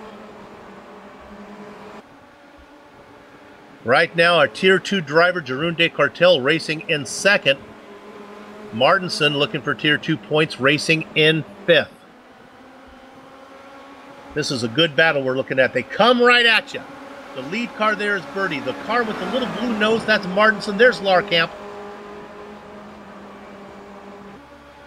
Nothing happening there. Let's go back to 8th. Here comes Newton on the inside of Vastamaki. Inside goes to the outside, and Newton's going to keep it clear. Just a little bit farther back, Valdo and Finch in a battle. Valdo was first through the 2-3-4 combination. He's able to hold off Finch. How are our birds doing on this one? Well, Finch is racing in 12th. Dove has had trouble. She's in 27th. Yeah. Tim Bertie in 4th, if you want to stretch the pun.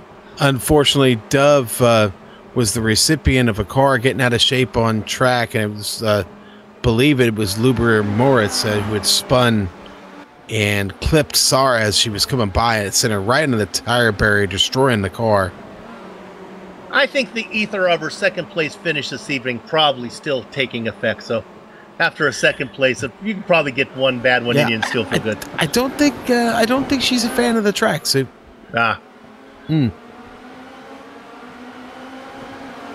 Josh Thompson has opened up a 2-second lead on Descartes. I think that one is pretty much set. Martinson and Larkamp back at it here, Sue. Oh, Larkamp almost gets into with Martinson. Now, one more time. Now they go around. This is going to be good news back there for Newton. Watch Newton have the run. I bet you he gets them both. Here comes the move from Martinson. He goes to the inside. Newton has a run. He's going to try to follow Martinson through. Now let's see if he forces the issue and tries to make it a twofer. He has thinking about it. Also coming in, wants a little bit of a scoop of ice cream in there. Oh, boy. Emery. Emery backs out. They got to get this sorted out. They do. Careful, that's the car of Vastamaki giving Emery trouble. This is 6 cars right here. 6 Formula Renaults, all fighting for the same piece of real estate on this track right now. Great 6-car battle. That includes Adam Tierney in 10th. Vastamaki looking for a way around as he works on the outside of Imre. Can't get it done. I wonder what's going through Tierney's mind. He wants to get in there and have fun. He's got to be thinking, man, that would be so much fun to get in there and race, but he's got to think big picture. Look at this. Newton now and Martinson. They are side by side. Watching the whole thing is Larkamp. There's no room. This is a narrow track. Sean talked about it in the countdown to green. You cannot go 3 wide. Newton, Martinson gets a little bit loose. Larkamp trying to find a way. Here comes Imre. Oh, I said you can't go 3 wide. They're thinking about it. They're 2 wide behind him now. Newton gets it sorted out. Martinson hangs on. Tierney has had trouble. Oh, boy. Yeah, I think he had a little bit of help, maybe. Gets tipped here in the chicane. We talked about it. He got into the mix. He got around Vastamaki. Remember, he was racing behind? Yeah. He got around him, and sure enough, it comes back to bite him in the, careful, Soup, in the exhaust pipe. Alexander Valdo, Patrick Kessler, Hugo Quinier, all get around him. Tierney drops back to 14. Yeah, and whereas I certainly don't think it was intentional. Unfortunately, No. it was Vastamaki just got a piece of him there, just enough to get him around. Man, Larkamp. Oh, this is... Oh, Larkamp man. Jeez. You know, Larkamp saves the car right there, but he gives up those spots to Imre and now Vastamaki. This action back here. You can only dance the tango in a china shop so long before you're going to break some porcelain, and right now they are rocking the shelves. Imre, Vastamaki, and Larkamp, 7th, 8th, and 9th. Martinson happened to get away from all that. Newton in 5th and Martinson in 6th. They've left all that nonsense behind.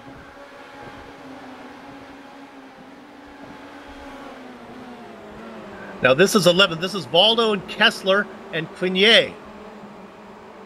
Yeah, and Adam Tierney still back there trying to fit into this somehow, Soup. Outside chance to catch these guys. Still got 4.5 minutes to go. Quinier looking a little dodgy here. He's going to back out of it and let him go for the chicane in front of him. Going to charge back, though, out of the chicane. This is the best battle on the track. Really not much going on until you get back to Larkamp.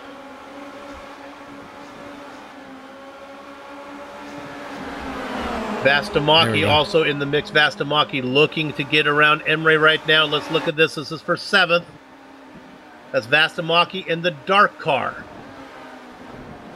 They go in there. Vastamaki dives it in deeper than Confucius in a submarine, and he gets the pass made on the outside. Move him up to 7th. Imre back to 8th. But all that horseplay, Sean, from those guys, that brings Larkamp back into the mix, who goes a little bit wide. That's going to open the door for Finch. Finch sticks his beak in there. He does. He does stick his beak in there, by word. Battle for 9th. He thought about it, man. Riding on board with Harrison.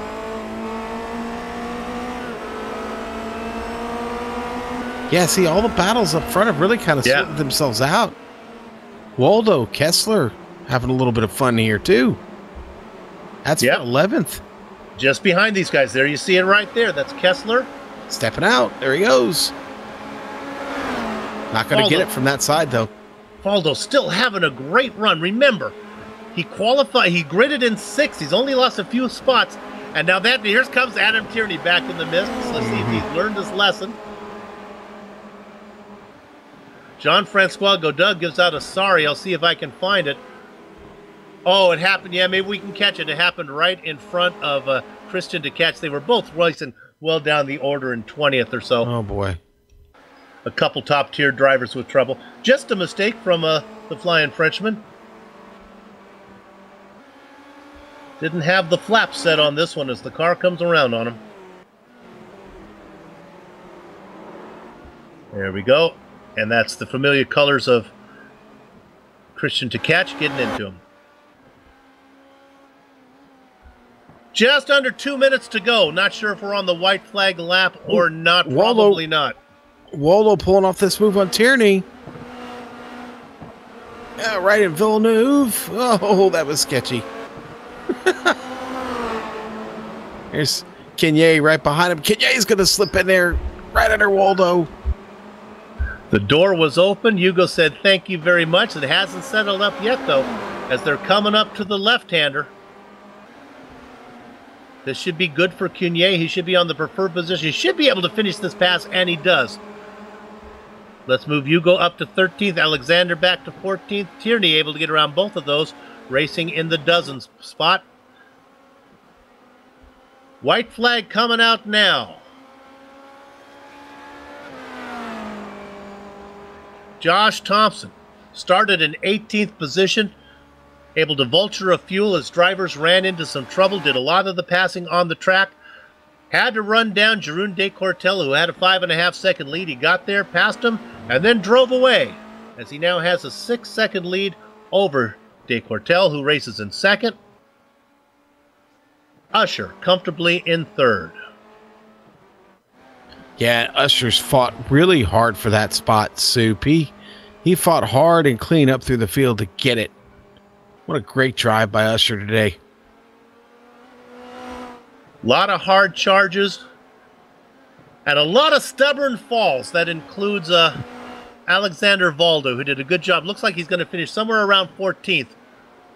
Kessler and Tierney still continue to fight. So do Larkamp and Finch. Couple of really, really good battles. Finch getting the spot. And Tierney gets Kessler. Move Tierney up to 11th. He was racing in 10th before he got the little bit of help from Vastamaki. So he makes up all that ground that he lost. Oh, there goes Kessler. Looks like he's going to be able to loop it around and get back racing. Oh, he might have blinked away for an incident. Meanwhile, as Kessler goes, visits Rod Serling, our leader, Josh Thompson, is visiting Ravassa right now. I can confirm Kessler did, in fact, visit the Twilight Zone. Meanwhile, we're looking at Josh Thompson. He couldn't win the feature, but he wins the sprint. Round number 10 here at Imola. De Cortel should get second comfortably. Usher third. Let's see if we can find a battle from one of those guys in the back. If they sorted it out. Oh, Tierney. Tierney and Larkamp still going at it here. Tierney going to try and cross him over here. Oh, Larkamp got to hang on. I think he's got time. Can he get there? Nope. Oh, it's going to be a photo finish. And I think that is going to be Tierney. Did he get him? No. He did. Yes, he got him. He did. They're giving it to Tierney for 10th. 3/100ths of a second.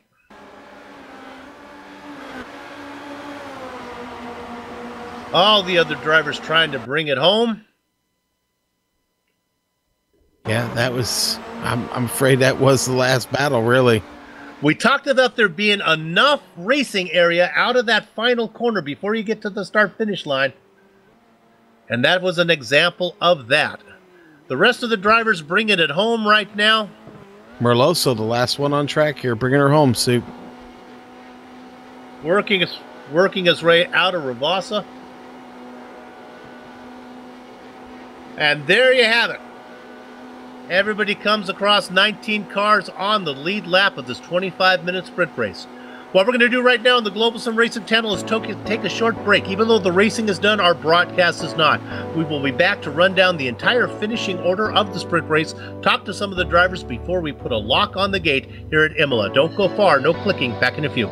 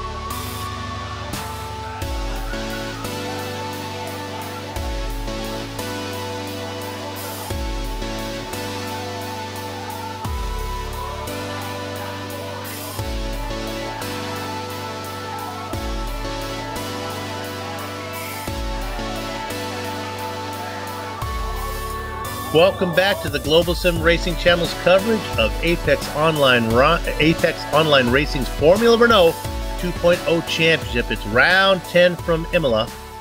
The feature races in the book, and now the sprint races in the book, so it's time to run down the finishing order of that. Josh Thompson started in 18th, was able to work his way all the way up, had to run down Jeroen de Cartel, got that done, and then drove away as he comes home with the win, 7 seconds ahead of de Cartel, who had to settle for second. Mark Usher did a great drive through the field, 19th to 3rd. Tim Birdie went 13th to 4th, another good drive. Scott Newton, 20th to 5th. Knut Martinson, 11th to 6th. Vastamaki up many spots, 31st to 7th. What a run from Eunice.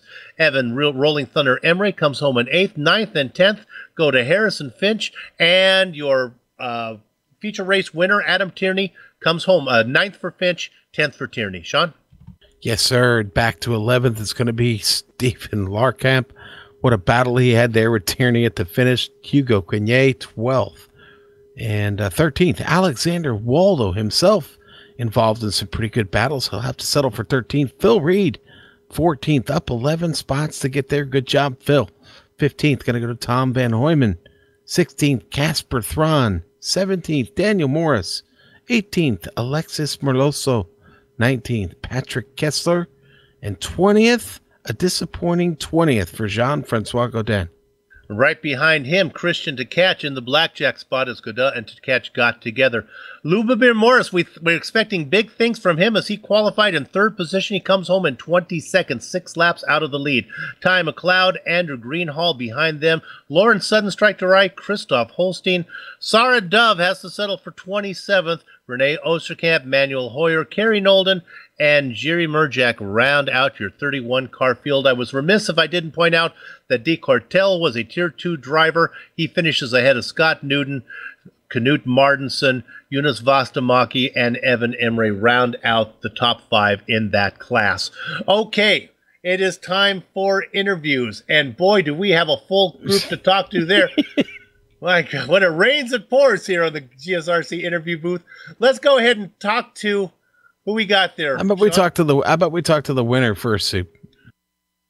All right. You want Josh Thompson? I'll take Josh Thompson. Josh Thompson, congratulations on winning your feature, or I'm sorry, the sprint race, sir. My bad. It was quite a slog, as they say. 17 spots to get there. Tell us a little bit about that. I'll start as I had an awful first race, but I knew I've had the pace. I absolutely love this car and track combo, putting one of my strongest on the service. So I knew I had the pace in the car, just couldn't deliver it in race 1 due to a few issues. But no, came through quite nicely. Went around the outside, a few places on the start, gained a few places, and then obviously that massive pile up coming out the first part of the lap just went on the grass and just managed to get around it. So that gained me I think it was 4 or 5 spots in one, because I came across the line 8th and came back across next lap in 2nd. But after that, then I just got my head down and just hunted the gap, because the gap to Cortel, I think it was 6.7 seconds or something stupid. Yeah. So I was like, if I don't have any damage, this could be caught down, especially knowing I had the pace in the car. So yeah, managed to get my head down, caught up to him, got past him, and I was like, yeah, you know what, let's see what I actually really had in the offering from race 1, which I couldn't show due to getting some weird damage. So I just got my head down, just put away, and then built up a nice lead. So that the damage in the first race is what had you off there? Yeah. Yeah. In race, I don't know. I did 1 lap, felt all right. Lap 2, car felt a bit different, but not too bad. But then after lap 2, I started losing I was nowhere near. I was 8 to 1.3 seconds off my best lap, which was lap 2. And you'd think the car would be better towards the end of the race when it's light on the fuel and stuff. But I was losing 1.3 seconds within the first half of the lap. But just people could drive up to me from being a second back and by the braking zone being on my tail. And I think that's what also caught Holstein out, because I was just so much slower in a straight line. So yeah, that was then I ended up spinning it on my own just because I was trying to, and I was quite gutted because I knew I had it in my hat in the bag really after a great qualifying. Well, hey, listen, great effort today. A first and a seventh. That's a pretty good day at the office, sir. Yeah. Congratulations, and we look forward to catching up with you at Circuit Van Voort. Cheers. See you later. And cheers to Josh Thompson, Soup. Great day by him. Where are we going next, buddy? I got our overall points leader and our feature race winner, Adam Tierney. Adam, congratulations on the feature win. I'm going to jump to the sprint race. There's a couple things I want to talk about. First of all, I want to know what's going through your mind. You're the points leader, and you're racing maybe an 11th, and you see all the fun going up in front of you in that sprint race. Do you hesitate to get into the mix, worrying about getting into trouble? Yeah, definitely a bit. I was just sort of a bit hesitant because I didn't want to have a DNF or anything, and all this season I've finished every single race and in the points as well, I think. So I saw all those big groups ahead and thought I just need to try and catch them and see if they're making any mistakes or any contact, and then I can get through. But then when I did catch them, I ended up getting spun around, unfortunately, in the chicane. Sure enough. Then you had to fight back, and you salvaged it. You ended up probably right about where you were when you got into the mix. This next question is going to kind of sound like a backhanded compliment. I don't mean to. I know that some of the big names aren't here, and you are winning the championship, but to me, and disagree with me if you think I'm wrong, it seems like you've upped your game. It seems like you are faster. Yes, you're leading the points, but I think you are legitimately quicker than you were last season. Yeah, definitely. I think this season I've gained a lot more confidence with the car. I've just been able to push a lot more without making too many mistakes. And then since joining Radicals, I learned a lot more about the car setup and did a bit more practice and did some practice with Josh and stuff. And that really helped. And that's when I got my first win this season. It was the first race with Radicals. And once they started coming, they have been coming fast. This is your fourth one. Congratulations on the win today in the feature and in maintaining the points lead. Thank you. Adam Tierney, looks like he is on his way to his first championship. Soup, I've caught up with Scott Newton. Scott, a fifth and a fifth. I'd say that's a pretty consistent day. How do you feel? Yeah, pretty positive, to be honest, given the fact that my season has had not much finishes in the feature race, and then to back it up in the sprint race as well. Was icing on the cake. But yeah, this race will be the final one for the season. I'm off for a week's holiday, but where they fall, it just happens to be between the two races. So today was the last one for the season. You know, Scott, we share something in common, and I haven't shared this with the folks watching, but buddy, it was my last race too. I'll be like you on a holiday. So, boy, talk about coming through the field here at Imola. Yeah, there are good passing opportunities, but it seemed pretty crazy out there in the sprint race. Yeah, definitely. In the feature race, I was alongside Godin for at least up until the first pit stop when I pitted. And then after his pit stop, I luckily managed to get past him. Not sure how his pace dropped off that much, whether it was incidents or just small little mistakes. But yeah, luckily I was able to get up to Usher with about a lap or two to go, and then made a small mistake, and then managed to capitalise on that and hold on for the 5th place. And then in the sprint race, starting 20th, which is pretty far down here, to be honest. I didn't expect to make that many positions, given the fact that last time we were here, I crashed on the turn 1 in second lap. So I was really fortunate that there was a lot of clean racing out there, and I was able to capitalise on people's battles and catching up. And I had a great battle with that pack of 5 with Evan and Martinson and Buster Markey. I think Lycamp was in there as well, so luckily I was able to pick my way through there. And another couple of laps to go, so I was about 4 seconds behind Bertie, and half a car width, or half a car length was all it was, with the gap towards the end. So unfortunate that I couldn't get 4th place, but yeah, it was definitely a good points haul. It was just a shame that I couldn't do that in the start of the season, so I would have been much further up in the championship. All right, Scott. So as we get ready to send you off, I'm going to ask you one personal question. What does Scott do on holiday? I'm flying over to Sydney and celebrating a birthday in the family, so pretty big one. and then pretty much I'll be back here. It's only for a week, so Okay. then it'll be pretty much straight into work again. So All right. Well, good on you, mate. Cheers, and we'll see you hopefully down the road real soon. yeah, no worries. Cheers, Sean. I'd also like to thank Amjad and Bill as well for the broadcast as well. Greatly appreciated, and I hope to see you all next season.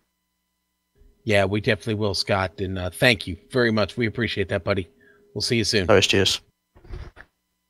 All right, Soup. That was Scott Newton. Cheerful interview with him. We wish him best on his travel there. Don't know why he's thanking you. Amjad and I are the guys who are sticking around to finish out the season. No kidding, man. Maybe you can you have some extra time flying over to Australia. Spend a little bit of your vacation time with him. Right now, we have Force Fizzy driver Evan Emre. He had about a good points day for him. Not so much for him, but for his team in general. Evan, congratulations on mid-pack both times, but another good points day, I think, for Force Fizzy. Yeah, another great points day. We actually both had a good race this time. Martinson's not been having a great couple of weeks recently, but good points for the team, yep. Yeah, and with Newton with Nolden and Reed having trouble, my gosh, I think you got a chance to maybe catch those guys, maybe get up to second in those point standings. Second in the main championship. Or, That's right. That's a bit ambitious. But I'm concentrating on Tier 2, where Ty and Patrick both DNF the second race. So I gained some points back on them, but I'm still probably quite a bit behind Ty, who's probably the favourite to win the Tier 2 championship. But you never know what can happen, and there's still 2 weeks left, so we'll see. How coordinated is Force Fizzy? Do you work with Canute about setups, or you pretty much raise your own stuff? We usually work on setups. I usually do most of the work and give my setup to Fizzy. But our driving styles are a little bit different, so sometimes, a lot of the time, setups don't work with each other. But yeah, we do speak. We do come over the chat. I don't want to stir up any controversy with the teams, but with the points battle being so close in that Tier 2 championship between you two guys, maybe you might not want to give the best setup to your partner, okay? Just give them the B setup. Well, you have to compromise. Canute isn't going to be here next week, so he's basically out of the championship. Oh, I got it. Yeah. Real quick, we've gone through this before. Let's get I'll let you out on this one. The official, was it Robert Thomas? Is that what the RT stands for? Yeah, but you can continue with your really tough and retweets, and it's great. We're next round, Sean. Let's open it up to the YouTube chat to see if they can come up with some nicknames. There we go. For Evan, okay? All right, congratulations on a good round today. All right, cheers, Bill. Evan Emre. Do we have another one, Sean? No, Soup. That's it. We're done. Okay. That was fun. A good race today, and I don't think I was horrible on the mic. So that's always good. I'm going to have a good lunch coming up. It is time to close up the shop. Way to pat yourself on the back there, Soup. Good job. Well, I wasn't horrible. That's. All right, I'd like to thank everyone for Apex Online Racing for organizing the official Formula Renault 2.0 League, and to all the members who support the broadcast. We know you have a lot of choices when you fly. Thanks for flying, GSRC. We really do the best we can. We hope you enjoyed the broadcast. Thanks to the company's equipment and software that you see on the screen right now that we use on the broadcast. The original music you heard today, that's thanks to Eric Elcombe and Casey Lalonde. They are always with us every week for every broadcast, unlike some of the people that we have here. See the screen for how to contact each of them. That was a shot at me. That was a shot. Okay. All right. Now listen, folks, race fans, the AOR returns next week for round 11, Friday, the 24th of November. Yeah, over here in the States, you're going to be recovering. You're going to have a fat belly. You're going to be laying around. You got nothing to do. Be here. Okay, next Friday afternoon, Circuit Park Zandvoort. You don't want to miss that one. You certainly don't want to miss Soup trying to get through the names there. GSRC will be here to bring you all the action. We hope you join us. Now, for more information about GSRC, Your best bet is to find us at globalsimracingchannel.com, or you can find us on social media at GSR Channel for Twitter, and on Facebook, just type in Global Sim Racing Channel, all one word. You'll find us there. I promise. That's right. GSRC will be here. Not all of us, but GSRC in general will be here. And now, on behalf of the man whose voice you just heard, Sean, I've been giving you a hard time. It's the last time I get to say it this season with you. I know you'll be on vacation. Thanks for being with me all season. It's been fun.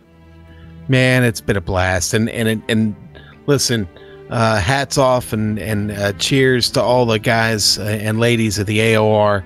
It's been so much fun this season calling races for you guys. I can't wait to get back to it next season. And then again for Amjad Yaman, he'll be with me next week. And of course, the cameras of Dougie Beard will be here as well. We'd like to thank all of you for watching. With that said, we're off to have fun storming the castle. So until next time, race clean, race hard, and we'll see you on the track.